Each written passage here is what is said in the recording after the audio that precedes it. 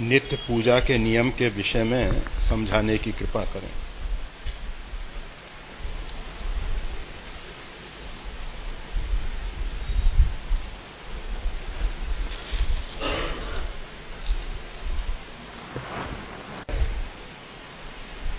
परमात्मा का शुद्ध बुद्ध अंश है और ये अपने आप को परमात्मा से अलग मान बैठा है।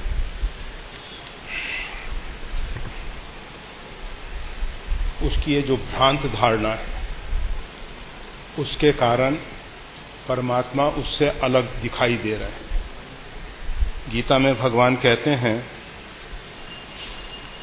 उपद्रष्टा अनुमंता च भर्ता भोक्ता महेश्वरा। वो जो परमात्मा है उपद्रष्टा है, मतलब सब जगत के साक्षी हैं, सबको देखने वाले हैं।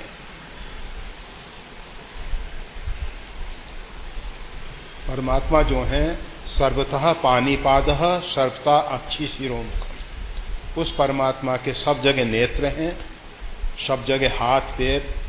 वो परमात्मा जो है सब जगह परिपूर्ण है। फिर भी जो उस परमात्मा को अपने से भिन्न मानता है, अलग मानता है, उसके लिए अलग हो जाते हैं। क्यों हो जाते हैं?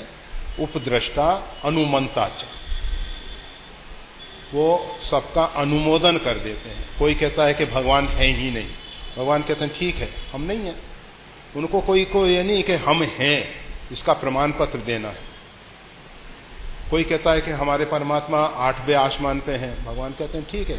कोई कहता है 7वें आसमान पे हैं, कहता है ठीक है। जो जैसा कहता है। द्रौपदी ने जब भगवान को हे द्वारकाधीश कह के पुकारा, भगवान वहां उपस्थित थे, सब लीला देख रहे थे कि और जैसे ही द्रौपदी को आवश्यकता होगी तत्काल उसके लिए उपस्थित हो जाएंगे। परंतु जब द्रौपदी ने कहा हे द्वारकाधीश, तो भगवान को वहां से द्वारका जाना पड़ा और फिर द्वारका से आना पड़ा। तो कहने का मतलब हमारी जो मान्यताएं हैं, हमारी जो धारणाएं, वो परमात्मा उसको उसी रूप में स्वीकार कर लेते हैं। ये यथा माम प्रपद्यन्ते, जो भगवान को जिस भाव से भजता है, तान तास्थे भजामी हम, मैं उसको उसी भाव से भजता हूं। कोई कहता है कि परमात्मा तो हमारे बाहर भीतर सब जगह हैं, भगवान उसके लिए बाहर भीतर सब जगह दिखाई देते हैं। हिरण्याकशिपु ने पूछा प्रहलाद से कि बता तेरा परमात्मा कहाँ है, तेरे नारायण कहाँ है? तो भगवान ने कहा, प्रहलाद ने कहा कि मेरे प्रभु जो हैं आप में हैं, हम में हैं, आपके खड्ग में हैं, वो सब जगह परिपूर्ण है। कहा इस खम्भ में भी हैं? कहा जरूर है। और भगवान ने फिर उस खम्भ से प्रकट होके हिरण्याकशिपु का वध किया। तो कहने का मतलब ये है, हमारी जो धारणा है, हम प्रत्येक दिन 24 घंटे में कुछ घंटे जो हैं प्रगाढ़ नींद में सोते हैं। जब हम गहरी नींद में सोते हैं तो क्या होता है कि हृदय रूपी गुहा में जीवात्मा और परमात्मा एक साथ होते हैं। और जब हम जागते हैं तो फिर हमको बहुत अच्छा लगता है कि शरीर में ताजगी होती है और स्फूर्ति होती है। तो वो ताजगी स्फूर्ति का कारण क्या है? हमने उतना समय परमात्मा के समय व्यतीत किया है, परंतु वो हमारे मन बुद्धि की जड़ अवस्था है। उस सुषुप्ति का जो आनंद है, प्रगाढ़ निद्रा का जो आनंद है, उसको हम समझ नहीं पा रहे हैं। उसको हम समझ नहीं पा रहे हैं। इसलिए उसको समझने के लिए साधना, उपासना, पूजा करनी चाहिए। उस परमात्मा की पूजा करने के पीछे हेतु क्या है? उस परमात्मा को हम समझ सकें, उस परमात्मा के आनंद को हम समझ सकें। आप जानते हैं संसार में सभी लोग जो हैं परम सुख और परम शांति पाना चाहते हैं। हमको जितना वर्तमान में सुख मिला है उससे हम संतुष्ट नहीं हैं। हम चाहते हैं और सुख मिले, और सुख मिले, और सुख, अर्थात अनंत सुख हम चाहते हैं। हम परम सुख चाहते हैं, अनंत सुख चाहते हैं। इसी प्रकार से हम परम शांति चाहते हैं। ये नहीं कि क्षणिक शांति, वो तो जीवन में अनेक बार आती रहती है, परंतु हम चिर स्थायी रहने वाली शांति चाहते हैं। तो ये जो परम सुख और परम शांति, ये परमात्मा के द्वारा ही प्राप्त हो सकती। जो आनंद सिंधु सुख राशि, वो जो परमात्मा है, आनंद के समुद्र हैं और सुख का समूह है। जितना भी सुख हो सकता है वो सब परमात्मा से ही निश्चित होता है, निकलता है। वो आनंद जो है वो समुद्रवत आनंद में से एक सीकर, अर्थात सीख को जल में डुबा दिया जाए और उसके बाद उसको निकाल लिया जाए तो जल की थोड़ी सी मात्रा जो है सीख पे चिपकी रह जाती है, उसको कहते हैं सीकर। तो उतने मात्र आनंद से त्रिलोक सुपासी, तीनों लोग जो हैं सुख शांति का अनुभव कर रहे हैं। हम सब जैसा अभी बताया गया कि प्रगाढ़ नींद में उस परमात्मा के साथ रहते हैं, हमको बहुत आनंद मिलता है, परंतु हमारे मन बुद्धि की जड़ अवस्था होने से हम उसको समझ नहीं पाते। इसलिए जागृत अवस्था में ये कोशिश की जाती है कि भगवान की सेवा पूजा करके, मंत्र जप करके, स्वाध्याय करके हम परमात्मा के साथ तादात्म्य करें, परमात्मा के साथ जुड़ें। जब हम परमात्मा के साथ जुड़ें और संसार के विषय में पूर्ण रूपेण वैराग्य हो, जैसे नींद के समय, प्रगाढ़ नींद के समय आपकी क्या स्थिति होती है, आपको ये नहीं मालूम होता है किस मकान में सो रहे हैं, किस प्रदेश में सो रहे हैं, किस जिले में, किस गांव में, आपको उस समय कुछ नहीं मालूम होता है। किस पलंग पे सो रहे हैं वो भी नहीं, आपके नजदीक कौन है वो भी आपको नहीं मालूम होता है, गर्मी है, ठंडी है, क्या है, कुछ नहीं। मतलब संसार के सभी विषयों से आप वीतरागी होके, अलग होके परमात्मा के साथ जुड़ते हो। तो पूजा के समय, साधना के समय, उपासना के समय यही स्थिति होनी चाहिए। अब हम सब 24 घंटे में 5-6 घंटे प्रगाढ़ नींद के लिए दे सकते हैं, पूरे तो हम सो ही नहीं सकते हैं। शेष जो हमारे पास 18 घंटे बचते हैं, 24 में से 6 घंटे प्रगाढ़ नींद के लिए हमने दे दिए, 18 घंटे बचते हैं। तो 18 घंटे में हमको कुछ 6 घंटे तक अर्थोपार्जन के लिए समय देना चाहिए, और जो अर्थोपार्जन नहीं करते हैं उनको, चाहे वो विद्या अध्ययन कर रहे हैं या अन्य अन्य कार्य कर रहे हैं, उसके लिए देना चाहिए। 6 घंटे जो हैं आहार विहार के लिए देना चाहिए, मतलब भोजन इत्यादि के लिए, समाज के लिए और भी परिवार इत्यादि के लिए दे देना चाहिए। उसमें स्नान इत्यादि सब क्रियाएं आ जाती। अब जो 6 घंटे शेष हैं 24 घंटे में से, उसमें हमको भगवत पूजा, आराधना, उपासना करनी चाहिए और वो नित्य करनी चाहिए। अब उसमें कोशिश हो कि त्रिकाल संध्या करें तो 2-2 घंटे, सूर्योदय से 1 घंटे पहले हम साधना प्रारंभ कर दें, पूजा प्रारंभ कर दें, और 1 घंटे बाद तक, सूर्योदय के 1 घंटे बाद तक। इसी प्रकार संध्या समय सूर्यास्त से 1 घंटे पूर्व उपासना शुरू कर दें और सूर्यास्त के 1 घंटे बाद तक उपासना करते रहें। मध्याह्न में जब सूर्य हमारे सिर पे हों, उस समय भी 2 घंटे हमको उपासना करनी चाहिए। इस प्रकार से 6 घंटे। अब किसी के पास ऐसा समय नहीं है कि सुबह शाम मध्याह्न में दिया जा सके, तो वो व्यक्ति जो है 3-3 घंटे सुबह शाम दे दे, और अगर ऐसा भी नहीं कर सकता है तो एक साथ 6 घंटे दे दे। और अगर मान लीजिए इसमें भी मजबूरी है तो समय में थोड़ा कम कर सकते हैं, परंतु बिल्कुल नहीं करना अच्छा नहीं। आपको शायद मालूम होगा एक बार प्रहलाद को, उसके जब प्रहलाद राज सिंहासन पर विराजमान हुए तो उनके कुछ मंत्रियों ने, कुछ सलाहकार ने उनको सलाह दी कि देखो, भगवान नारायण ने आपका पिता का वध किया और आपको पुत्र होने के नाते उसका बदला लेना चाहिए, नारायण से बदला लेना चाहिए। और प्रहलाद की बुद्धि खराब हो गई।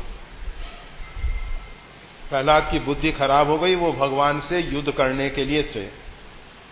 अब भगवान के साथ युद्ध करने के लिए चला, भगवान को दया आई। भगवान ने विचार किया कि देखो, मेरे भक्त की बुद्धि खराब हो गई है। इस बात को जरा समझ लें आप सब। आपको लगेगा कि प्रहलाद जैसा भक्त, उसको ऐसी विपरीत बुद्धि कैसे हो गई। तो सीधा सा रामचरितमानस में एक बहुत अच्छी बात कही गई है, को न कुसंगत पाए न साई। माता कैकेयी जो है अयोध्या में निवास करती हैं। भगवान के जो दिव्य धाम है सप्तपुरी मोक्षदाय का अयोध्यापुरी मस्तक है, उसमें अयोध्यापुरी मस्तक है। सरजू जल पान करती हैं। सरजू की महिमा बहुत अधिक है। कोटि कल्प काशी बसे, मथुरा कल्प निवास, एक निमिष सरजू बसे, तुले न तुलसीदास। तो सरजू की बहुत बड़ी महिमा है। उस सरजू का जलपान करती हैं, सरजू स्नान करती हैं। इसके साथ साथ महाराज दशरथ की पत्नी है। महाराज दशरथ बंदऊ अबध भुआल, सत्य प्रेम जयी रामपद, बिछड़त दीन दयाल, प्रियतन तिनि परिहरऊ।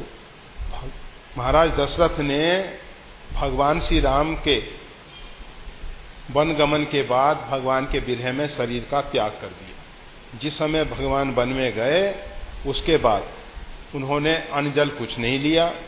और जब सुमंत्र जी को उन्होंने कहा था कि भगवान श्री राम को वन दिखा के लौटा ले आना, अगर वो नहीं आए तो सीता जी को ले आना, परंतु जब सुमंत्र जी खाली लौट के आए, सीता जी भी नहीं आई, भगवान श्री राम भी नहीं आए।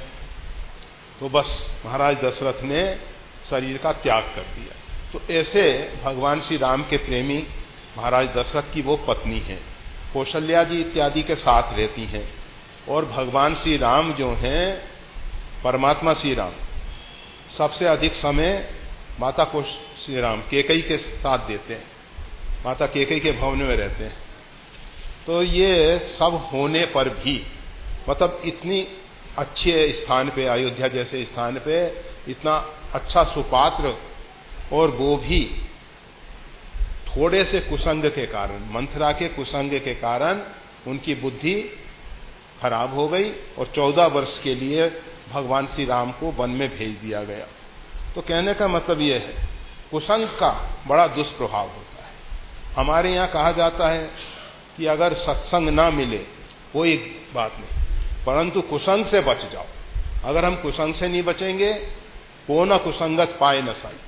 कुसंग से बचने का एक ही उपाय है। जिस प्रकार से हमको कभी कांटों पे चलना पड़े तो हम क्या करते हैं, पैरों में पत्रान पहन लेते हैं, जूता पहन लेते हैं, चप्पल पहन लेते हैं, जिससे कि कांटे ना गड़े। इसी प्रकार से कुसंग में जब रहना हो तो हमको भगवत नाम का कवच धारण कर लेना चाहिए। और जो भगवत नाम कवच धारण कर लेता है तो उसके ऊपर कुसंग का असर नहीं होता। अन्यथा तो हम कितनी ही ऊंची कक्षा में हों, कितनी ही ऊंची स्थिति में हों, कुसंग हमको बर्बाद कर देगा। तो प्रहलाद के साथ ऐसा ही हुआ। प्रहलाद उन राक्षसों के बीच में रहते हैं और राक्षसों की बुद्धि उन्होंने प्रहलाद को भ्रमित कर दिया। और प्रहलाद जो हैं भगवान नारायण से युद्ध करने के लिए चलती। भगवान ने देखा कि मेरा भक्त जो बचपन से मेरे नाम के प्रति, मेरे प्रति इतना निष्ठावान रहा, आज उसकी ऐसी दयनीय स्थिति हो गई है। तो भगवान को दया आई और भगवान एक सन्यासी का वेश धारण करके सामने से आए। प्रहलाद ने स्वभाववश उनका अभिवादन किया, प्रणाम किया। प्रणाम करने के बाद भगवान ने क्या किया कि उनके हाथ में जो दंड था वो उनके हाथ से छूट गया, दंड छूट गया। तो प्रहलाद से कहा कि बच्चा इसको उठा दो। प्रहलाद ने उसको उठाने की कोशिश की, वो उठा नहीं पाए। तो भगवान सन्यासी के वेश में बोले, इसी बल पे तुम नारायण के साथ युद्ध करने जा रहे हो? एक छोटी सी लाठी नहीं उठा सके, एक डंडा नहीं उठा सके, एक सन्यासी का दंड नहीं उठा सके, तो तुम क्या नारायण के साथ युद्ध करोगे? प्रहलाद तो भक्त हैं, उनकी बुद्धि एकदम जागरूक हो गई, सावधान हो गए। कहा ये साधारण सन्यासी नहीं है, ये तो परमात्मा ही कृपा कर रहे हैं। तो उनके चरणों में साष्टांग वंदन किया, प्रणाम किया और निवेदन किया कि प्रभु आपके वास्तविक रूप में प्रकट हों, कृपा करें। तो भगवान तत्काल नारायण के रूप में प्रकट हो गए। प्रहलाद ने निवेदन किया कि प्रभु आज मेरी ये दुर्बुद्धि क्यों हुई, कैसे हुई? तो भगवान ने बताया कि देखो प्रहलाद, आज तुमने संध्या उपासना जो नित्य पूजा है वो नहीं की थी, और नित्य पूजा न करने के बाद कुसंग का असर तुम्हारे ऊपर हुआ। तो नित्य पूजा करते रहने से परमात्मा की कृपा करना होती है, इसलिए प्रातःकाल अवश्यमेव भगवान की सेवा पूजा उपासना करनी चाहिए। और उसके विषय में जैसा भी बताया गया, सूर्योदय से 1 घंटे पूर्व प्रारंभ कर देना चाहिए और सूर्योदय के 1 घंटे बाद तक अवश्यमेव कर लेना चाहिए, करना ही चाहिए। सूर्योदय के समय सोते रहना अच्छी बात नहीं है। बहुत से भाई बहन ऐसे हैं कि रोज तो काम पे जाना है, परंतु आज तो संडे है, आज रविवार है, आज छुट्टी का दिन है, हॉलीडे है, तो हम ऐसे दिनों को छोड़ देते हैं। छुट्टी का दिन पवित्र दिन है, हॉलीडे है वो, इसलिए उस दिन भगवान की उपासना विशेष अधिक करनी चाहिए, ज्यादा करनी चाहिए उस दिन तो। और जल्दी जागकर ज्यादा समय परमात्मा के लिए देना चाहिए। तो ये पूजा के नियम पूछे हैं। तो पहले तो नियम के विषय में सभी को, पुरुष, नपुंसक, नारी व जीव चराचर को, उसमें कोई के लिए ऐसा नहीं है क्योंकि उनको उपासना करनी चाहिए, उनको नहीं करनी चाहिए, सबको करने का अधिकार है, क्योंकि सबके अंदर परमात्मा बैठे हुए हैं। उपासना का अर्थ होता है उप आसन, नजदीक बैठना। तो हम परमात्मा के नजदीक बैठते हैं। परमात्मा जब हमारे हृदय में बैठे हुए हैं, परमात्मा जब किसी से घृणा नहीं करते, किसी की उपेक्षा नहीं करते, किसी को हीन भाव से नहीं देखते, तो हमको परमात्मा की उपासना करने में किसी प्रकार का संकोच नहीं करना चाहिए। बहुत से लोग कहते हैं कि माता बहनों को हनुमान जी की उपासना नहीं करनी चाहिए। सबसे पहले राक्षसियों ने लंका में हनुमान जी की उपासना की थी। जब भगवान श्री राम ने रावण का वध कर दिया, उसके उपरांत सब राक्षसियां आके हनुमान जी के चरणों में पड़ गई, कहा कि हम उस समय रावण के बस में होने के कारण, उसके अनुशासन में होने के कारण भगवती सीता जी को बहुत कष्ट पहुंचाए हैं। आप तो कहने का मतलब यह है, जब राक्षसियां हनुमान जी की उपासना पूजा कर सकती हैं, तो फिर हम सब क्यों नहीं कर सकते? हाँ, पूजा उपासना में सभी को, चाहे माता बहनें हो, पुरुष हो, बच्चे हों, वृद्ध हों, सभी को पवित्रता का ख्याल करना चाहिए। आप जानते हैं, अगर हम किसी को अपने पास बैठाना चाहते हैं अथवा हम किसी के पास बैठना चाहते हैं, हमारे में बहुत दुर्गंध आ रही है, तो वो व्यक्ति अपने पास हमको बैठने नहीं देगा। या तो वो समझदार है तो उठ के चला जाएगा, और नहीं तो कहेगा कि भाई साहब थोड़ा। तो कहने का मतलब ये है, परमात्मा के दरबार में, परमात्मा की पूजा उपासना में पवित्रता का ख्याल रखें। ये पवित्रता कैसे होती है, तो उस विषय में थोड़ा समझ लेना चाहिए। बाह्य पवित्रता और आंतरिक पवित्रता, 2 प्रकार की पवित्रता है। बाह्य पवित्रता में जहां हम पूजा उपासना करते हैं वो पूरा क्षेत्र जो है पवित्र होना चाहिए, साफ सुथरा होना चाहिए, वहां भगवान की उपासना होनी चाहिए, उपासना के अतिरिक्त दूसरा कार्य नहीं होना चाहिए। उसमें जो शास्त्र निषिद्ध कार्य हैं, झूठ बोलना, हिंसा आदि जितने भी शास्त्र निषिद्ध कार्य हैं वो सब नहीं किए जाने चाहिए। वो वातावरण पवित्र होगा, वो स्थान पवित्र होगा, जहां उपासना साधना की जाती है वो स्थान पवित्र हो जाता है। फिर हम जो ये शरीर की शुद्धि के लिए स्नान इत्यादि के द्वारा, मृत्तिका इत्यादि के द्वारा, ये भारतीय जो ऋषि महर्षि हैं इन्होंने बहुत अधिक सोच समझ के शुचिता, पवित्रता के विषय में सोचा। शौच इत्यादि के बाद मृत्तिका इत्यादि से शुद्धि करनी चाहिए। मृत्तिका कौन सी? खेतों की नहीं मिट्टी लेनी चाहिए, ऊपर की मिट्टी नहीं लेनी चाहिए। मिट्टी का खनन करके गहराई में से जो साफ शुद्ध मिट्टी है, जिसमें किसी प्रकार की अशुद्धि नहीं है, जिसमें खाद इत्यादि नहीं दिया गया है, ऐसी शुद्ध मृत्तिका लेके उसके द्वारा हाथ पैर शुद्धि करनी चाहिए। और फिर शरीर पे भी उस मृत्तिका का लेपन करके नाभि पर्यंत जल में खड़े होकर स्नान करना चाहिए। अगर ये संभावना नहीं है, बहता हुआ जल होना चाहिए, नाभि पर्यंत जल में खड़े होकर स्नान करना चाहिए। अगर ये संभावना नहीं है तो फिर आजकल की वर्तमान परिस्थितियों के अनुरूप घर में व्यवस्था है, घर में मृत्तिका इत्यादि का सेवन मतलब लगाना बहुत कठिन हो जाएगा, नहीं तो सब लाइन जो है वो सब ड्रेनेज जो है वो सब चौक हो जाएंगे, बंद हो जाएंगे। इसलिए वो साबुन जो चर्बी से रहित है, चर्बी से रहित साबुन है जो त्वचा के लिए हानिकारक नहीं है।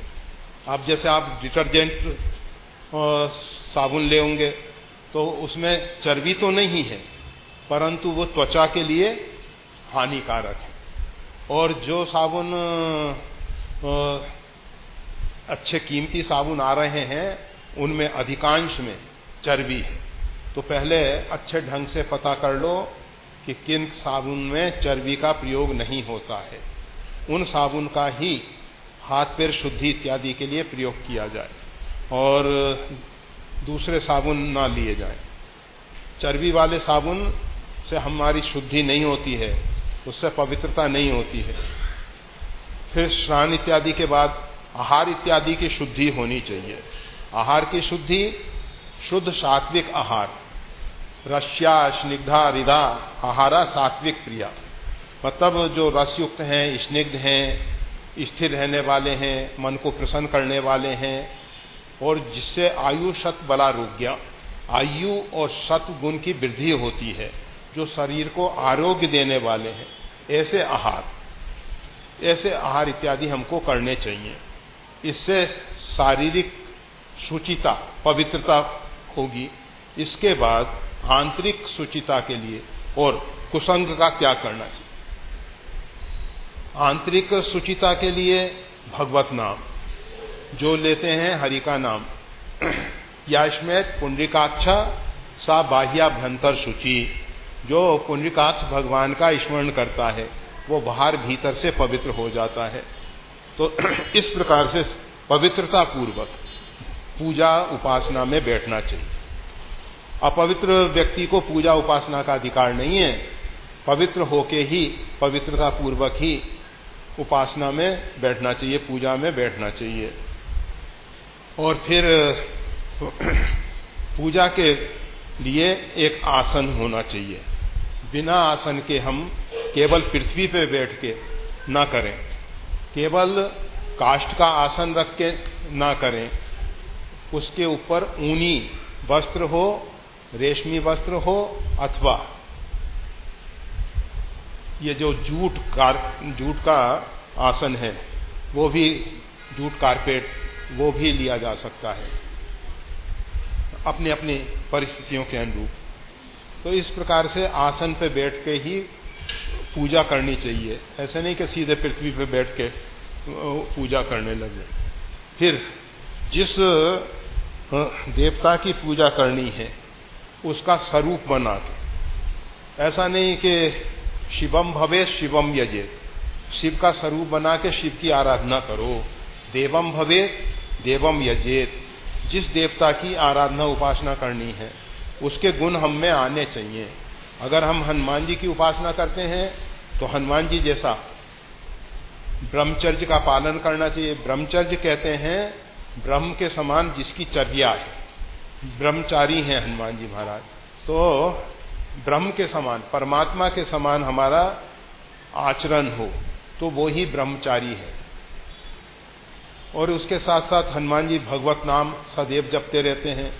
हनुमान जी इतना जप करते हैं कि उनके रोम रोम से भगवत नाम की ध्वनि निकलती है। फिर भी वो कहते हैं तापर में रघुवीर दुहाई, जानो नेकज भजन उपाय। मैं रघुनाथ जी की दुहाई दे के कहता हूं कि मैं भजन साधन नहीं जानता, अर्थात निरहंकार।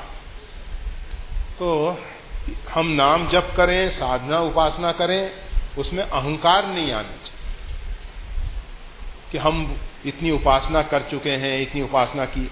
ये आसरी संपदा का लक्षण है कि हमने इतने यज्ञ किए हैं, इतना दान किया, इतना जप किया, इतने अनुष्ठान किए हैं, हम इतना और कर लेंगे, आदि आदि।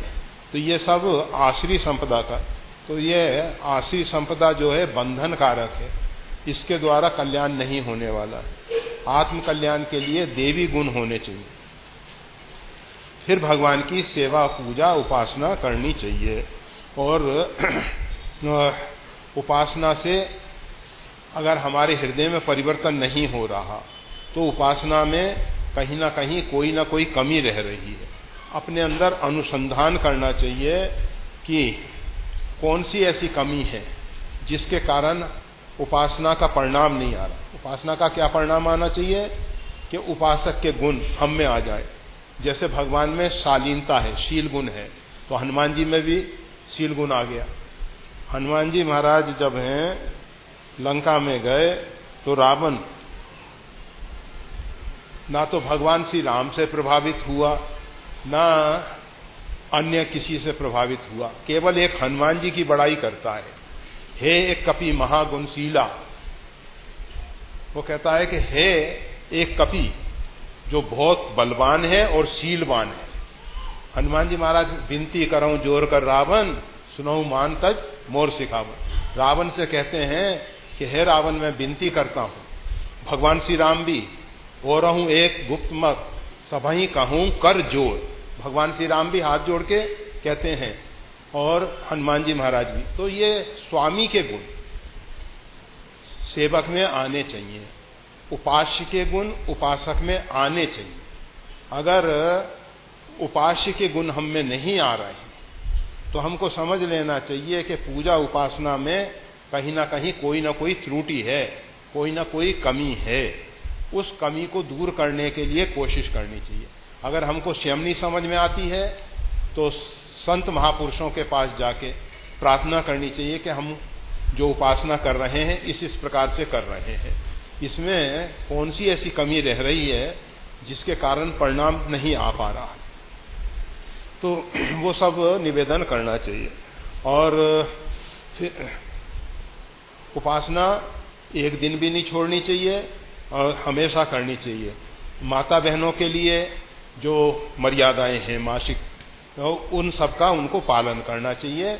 उस समय केवल मन में परमात्मा का स्मरण करना चाहिए, मानसिक स्मरण करना चाहिए, उसमें कोई दोष नहीं है। भगवान ने कृपा करके ये शरीर की एक व्यवस्था दे रखी है और इस व्यवस्था में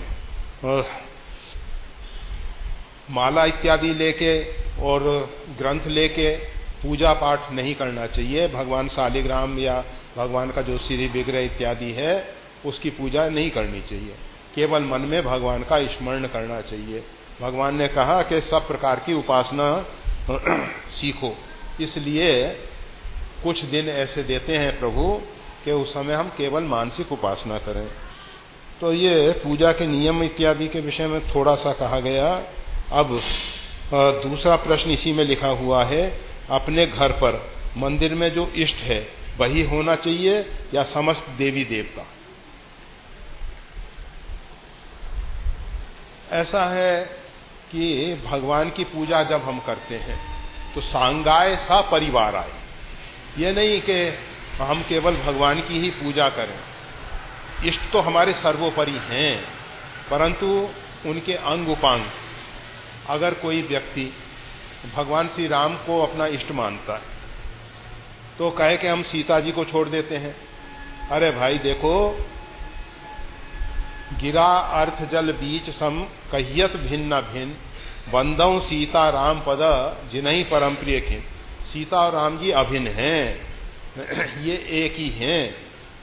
गिरा और अर्थ, वाणी और उसका अर्थ, जल और तरंग जैसे एक हैं, उसी प्रकार से परमात्मा और परमात्मा की शक्ति, शक्ति और शक्तिमान दोनों की एक साथ उपासना करनी चाहिए। ऐसा नहीं कि केवल हम शक्तिमान की उपासना करें, शक्ति को छोड़ दें, या केवल हम शक्ति की उपासना करें, शक्तिमान को भुला दें। रावण केवल सीता जी को चाहता है, रावण की क्या दुर्दशा हुई। शूर्पणखा जो है केवल राम जी को चाहती है, उसकी क्या दुर्दशा हुई। तो ये सब समझ लेना चाहिए कि शक्ति और शक्तिमान, परमात्मा और परमात्मा की प्रकृति हमेशा गौरी शंकर, शिव, पार्वती और ये राम जी और सीता जी, हमेशा उपासना में शक्ति और शक्तिमान की उपासना करनी चाहिए, लक्ष्मी नारायण। तो ऐसा नहीं है कि केवल हम कृष्ण उपासक हैं, राधा जी को भुला दें, रुक्मणी जी को भुला दें, भगवान की जो पटरानी हैं उनको भुला दें। भगवान के साथ उनकी भी पूजा करनी चाहिए। फिर भगवान के जो परिकर हैं, अब हनुमान जी महाराज राम दुआरे तुम रखवारे, होत न आज्ञा बिन पैसारे। हनुमान जी महाराज जब तक हमको अंदर जाने के लिए अनुमति नहीं देंगे, दरबार पे खड़े हैं, राम दुआरे तुम रखवारे, वो रक्षक बन के, प्रहरी बन के खड़े हुए हैं। तो जब हम राम दरबार में प्रवेश करना चाहेंगे तो पहले हनुमान जी से अनुमति लेनी पड़ेगी, और जब हनुमान जी हमको वीजा देंगे तब अंदर प्रवेश मिलेगा, उसके बिना अंदर प्रवेश मिलने वाला नहीं है। तो हनुमान जी और भी जो भगवान के परिकर इत्यादि हैं, आप सब देखते हैं जब भगवान श्री राम की पूजा होती है, रामार्चन पूजा, तो उसमें क्या होता है कि भगवान के साथ साथ भगवान के परिकर इत्यादि सबकी पूजा की जाती है। तो ये यथासंभव जितनी अपनी शक्ति और सामर्थ्य है उतने रूप में भगवान के परिकरों के साथ भगवान की उपासना करनी चाहिए। अब घर में बहुत से देवी देवता रख लेते हैं और हमको लगता है कि हम इसकी पूजा पहले करेंगे तो वो दूसरे को नाराजी हो जाएगी, दूसरे की पहले करेंगे उसको नाराजी हो जाए। तो जब ये मन में भाव आते हैं तो हम देवताओं के प्रति अपराध करते हैं, क्योंकि उन देवताओं में ऐसी बुद्धि नहीं होती कि इसने इसकी पूजा पहले क्यों कर दी, हमारी बाद में क्यों की, परंतु हमारे अंदर उनके प्रति ये जो विचार आ गया तो हमने उनके प्रति दुर्भावना की है, उसका अपराध हमको भोगना पड़ता है। इसलिए बहुत ज्यादा संख्या बढ़ाने की भी जरूरत नहीं है, अपने हिसाब से चलें। परंतु हमारे यहाँ कहा जाता है कि मोते अधिक गुरु ही जिए जानी। जो भगवान के दरबार में जा रहा है बिना गुरु को प्रणाम किए, शंकर जी के विषय में भगवान श्री राम स्वयं कहते हैं, शंकर भजन बिना नर भक्ति ना पावई मोर, और हूं एक गुप्त मत सभई कहूं कर जोर, बिन छल विश्वनाथ पद नेहू राम भगत कर लक्षण एहू। तो राम भक्तों को भगवान शिव की आराधना उपासना करनी चाहिए, और बिना भगवान शिव जो हैं त्रिभुवन गुरु हैं, आचार्य हैं, वैष्णवाचार्य हैं, वो वैष्णवा नाम यथा शंभु, भगवान शंकर के समान कोई दूसरा वैष्णव नहीं होता, इसलिए उनकी भी उपासना करनी चाहिए। परंतु जैसा कल बताया गया था, चरणामृत में शालिग्राम भगवान से चरणामृत बनेगा। चरणामृत में शिवलिंग का जो निर्माल्य है, शंकर जी के ऊपर जो चढ़ा हुआ जल है, और भी जो पत्र पुष्प इत्यादि चढ़े हुए हैं, वो सब शंकर जी का एक गण है चंड, उनका उस पर अधिकार है। उसको हमको नहीं लेना चाहिए, बस उसको शिरोधार्य कर सकते हैं, शिव निर्माल्य को शिरोधार्य कर सकते हैं, परंतु उसको ऐसे पा जाओ ठीक नहीं। वो शिव जी के ऊपर चढ़ा हुआ जल पी जाओ, गलत बात, नहीं पीना चाहिए। उसको शिरोधार्य नेत्रों पे लगाओ, सिर पे लगाओ और उसका बंधन करो, उसका अपमान मत करो। और शिव निर्माल्य को लांघना अपराध होता है, इसलिए जो वो जल इत्यादि जाता है, जलहरी से जो जल गिर के जाता है उसको पार नहीं किया जाता। इसलिए शंकर जी की आधी परिक्रमा होती है, पूरी परिक्रमा नहीं की जाती है। परंतु किसी मंदिर विशेष में जहां शंकर जी के निर्माल्य को ग्रहण करने वाले चंड शंकर जी की जलहरी के आगे प्रतिष्ठित कर दिए जाते हैं, जैसे आप सब ग्वार आश्रम में देखेंगे और भी यहाँ राम टेकरी पे भी जहां जहां मतलब इस शरीर के द्वारा प्रतिष्ठा हुई है, तो उसमें व्यवस्था दी गई है कि शंकर जी के जल इत्यादि के लिए वो चंड जो हैं आगे रहते हैं और चंड उसको ग्रहण कर लेते हैं, फिर वो चंड के माध्यम से फिर बाहर निकल के जाता है, तो उसमें कोई दोष नहीं रहता। क्योंकि शिव निर्माल्य आपको मालूम होगा, ये जो शिव महिमा स्तोत्र है, गंधर्वराज पुष्पदंत वो राजा की वाटिका से पुष्प ले जाते थे। राजा ने कहा, भाई हमारी वाटिका से पुष्पों की चोरी होती है, ये प्रहरी इत्यादि क्या करते हैं, माली इत्यादि क्या करते हैं, सोते रहते हैं क्या? कहा पता नहीं लगता कब चोर आके निकाल देता है। कहा विद्वानों से कि इसका क्या उपाय किया जाए। कहा शिव निर्माल्य इस पर छिड़क दो, अगर कोई भी नदृष्टमपि सक्तास्ते रक्षतम राम नाम भी, जो नेत्रों से नहीं दिखाई देने वाले, चारणश छद्म चारिना, जो छद्म वेश में विचरण करने वाले हैं, वो सब अगर कोई आएगा तो शिव निर्माल्य के कारण उसकी गति जो है अवरुद्ध हो जाएगी। तो पुष्पदंत जो हैं, गंधर्वराज पुष्पदंत फूलों को लेने के लिए गए तो शिव निर्माल्य के कारण उनकी गति रुक गई। अब फिर उन्होंने भगवान शंकर की शिव महिमन के रूप में स्तुति की है।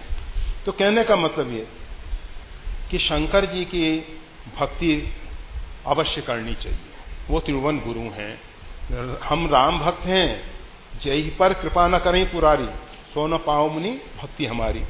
जिस पे भगवान शंकर कृपा नहीं करते तो वो भगवान की भक्ति नहीं पाएगा। इसलिए भगवान शंकर की उपासना करनी चाहिए। और भगवान शंकर की सेवा का क्या फल है? शिव सेवा कर फल सुत सोई, अबरल भक्ति राम पद होई। जो शंकर जी की उपासना करता है उसको भगवान के चरणों में प्रेम होता है। तो भगवान से एक ही बात मांगनी चाहिए, भगवान भोले बाबा से, शंकर जी से, कि प्रभु भगवान श्री सीताराम जी के चरणों में सीताराम चरण रति मोरे, अनदिन बढ़हु अनुग्रह तोरे। प्रभु आपके अनुग्रह से भगवान श्री सीताराम जी के चरणों में हमारा अनुराग बढ़े। तो अपने इष्ट की तो प्रधान देवता के रूप में पूजा होनी ही चाहिए। उसके साथ साथ उन्होंने जो आदेश दिया है, आज्ञा समन सुसाहिब सेवा, हम परमात्मा की आज्ञा का पालन नहीं करते, हम कहते हैं हम भगवान की सेवा पूजा करते। अरे भाई, तुम आज्ञा का पालन नहीं करते तो भगवान खुश नहीं होंगे। भगवान कहते हैं शास्त्र छेदी ममोद्रोही, जो शास्त्रों का छेदन करके स्वेच्छाचारी, ये शास्त्र विधि मृत्सृज्यम वर्तते काम कार्य, जो शास्त्र विधि को छोड़ के स्वेच्छा से कार्य करता है, वो ना इस लोक में सुख पाता है ना परलोक में सुख पाता है। तो पूजा की सब विधि समझ के पूजा करनी चाहिए। हम ये नहीं कह रहे कि घर में बहुत देवताओं को, बद्रीनाथ गए तो वहां का फोटो लिया है, रामेश्वरम गए तो वहां का फोटो लिया है, द्वारका गए और अब फिर बहुत एक लंबी कतार हो जाती है। परंतु जो हमारे इष्ट देव हैं, उन्होंने जैसी हमको आज्ञा दी है, उनके प्रधान परिकर और पार्षद और अंग उपांग की पूजा करनी ही चाहिए। फिर उसके बाद प्रधान देवता की पूजा होनी चाहिए।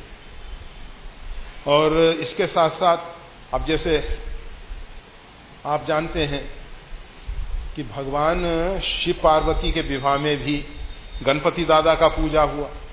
भगवान शंकर जी ने, अब लोग कहते हैं कि शंकर जी के तो पुत्र हैं गणेश जी महाराज, तो गोस्वामी तुलसीदास जी ने स्पष्ट कर दिया, सुर अनादि जी जान, कोई सुन संशय करे जनी। इस बात को सुन के कोई संशय नहीं करे कि भगवान शंकर जी ने पार्वती जी के साथ गणपति दादा की पूजा की, क्योंकि देवता जो हैं अनादि हैं। और हमारे यहाँ ये बहुदेवताओं की पूजा नहीं है, एक ही देवता है। एकम सद विप्रा बहुधा बदंती, एक ही परमात्मा भिन्न भिन्न रूप में विराजमान हो रहे हैं। इस प्रकार का भाव रखते हुए कि परमात्मा ही इन भिन्न भिन्न रूपों में लीला कर रहे हैं। तो जैसी जैसी परमात्मा ने मर्यादा बना दी है उसके अनुसार हमको उपासना करनी चाहिए। गोस्वामी तुलसीदास जी भगवान सीताराम जी के अतिरिक्त किसी दूसरे के भक्त नहीं है, परंतु विनय पात्रिका में सबसे पहले गाइए गणपति जगवंदन, गणेश जी की आराधना उपासना करते हैं। रामचरितमानस की रचना में वर्णा नामर्थ संघानाम रसानाम छंद सामपि मंगला नाम च कर्तारऊ वंदे बानी विनायकऊ। तो कहने का मतलब ये, हमारे परमात्मा ने जिसको बड़ाई दी है, जो बड़ हो सो राम बड़ाई। जैसे हम कहें कि हम तो बस प्रधानमंत्री को मानते हैं, अरे भाई प्रधानमंत्री ने या राष्ट्रपति ने ये जो शासन में शासनाध्यक्ष बनाए हैं और जो जो जिस जिस पद पे विराजमान है उन सबको भी सम्मान करना पड़ेगा।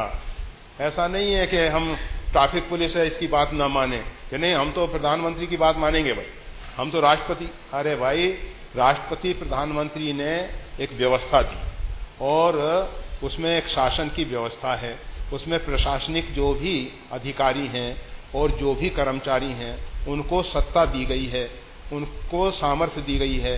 तो वो ट्रैफिक पुलिस भी शासन के सत्ता से बलवान है और उसको भी उसके नियमों को भी पालन करना चाहिए। तो इसी प्रकार से परमात्मा ने जिस जिसको बड़ाई दी है उन सबका सम्मान करना चाहिए, किसी का अपमान नहीं करना चाहिए। पूजा के स्थान पर जो मंदिर में इष्ट हैं वो तो होंगे ही, उनके साथ साथ जो उनके मुख्य मुख्य परिकर हैं, हम सबकी बात नहीं करते परंतु जो मुख्य मुख्य हैं वो होने चाहिए। और उन सब के साथ गुरुदेव का भी पूजन होना चाहिए, क्योंकि बिना गुरुदेव के पूजा के कृपा के हमारी पूजा भगवान स्वीकार नहीं करेंगे। पूजा से पहले अपनी संध्या उपासना करना बहुत आवश्यक होता है। अगर हम बिना संध्या उपासना करके देवताओं की, परमात्मा की, अपने इष्ट की और पूजा करेंगे तो वो पूजा ग्रहण नहीं की जाएगी। इसलिए पहले संध्या उपासना करके फिर पूजा में प्रवृत्त होना चाहिए। तो लगभग इस विषय में सारांश में कह दिया गया और ज्यादा तो जो जो और इसके साथ मन में प्रश्न हो वो फिर पूछ लिए जाएं। अभी तो कल सत्संग नहीं हो पाएगा, कल 9 बजे के लगभग हमको प्रस्थान करना है, तो इसलिए कल सत्संग नहीं होगा। जय श्री राम। और भी रखा है क्या? मेरा पढ़ाई में मन क्यों नहीं लगता?